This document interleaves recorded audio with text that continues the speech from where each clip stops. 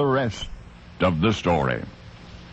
Athletes and their admirers will remember the 1976 Olympic Games. There were remarkable achievements, whose achievers, like hurdler Edwin Moses and multi-gold gymnast Nadia Comaneci, became legends. March 1976, the torch passed through Livermore, California. It was a big deal for the Alameda County community of some 50,000. But could you, who were not present for the occasion, imagine how big? The procession was planned for the 30th. Everybody in town, even folks in Oakland more than 30 miles away, eagerly anticipating, could recite for you the designated route through 2 miles of Livermore's boulevards. Law enforcement and community officials coordinated their responsibilities, matched each scheduled minute to each checkpoint. On the momentous day, there was much commotion along the way. Routine traffic was restricted to other avenues, and yet as the police escort appeared in the distance, the crowd grew strangely silent, reverent, not celebratory, issuing only murmurs as the motorcade approached. Security in town was never tighter. A child whispered to his mother, "Where is it going?" And the parent pointed down the street to an important-looking building.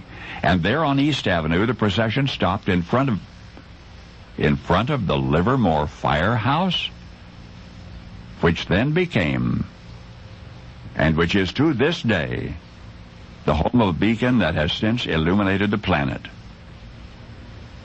For the 1976 Olympic torch, on its winding way to Montreal, did not tour through Livermore.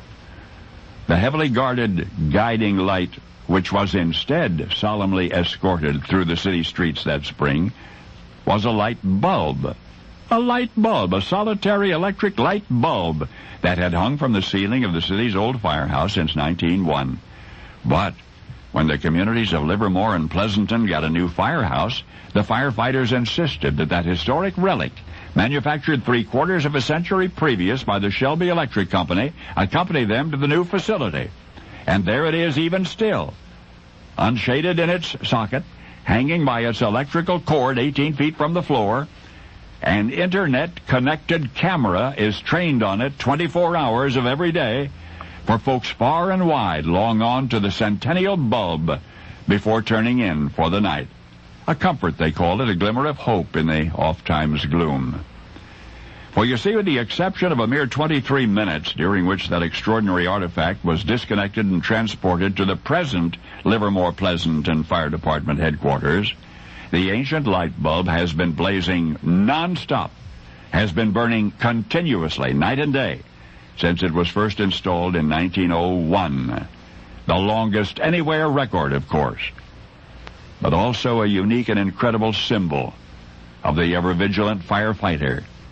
And now, a nightlight with its own website, a paragon of persistence, an eternal flame to which the yearning turn in an all too momentary world.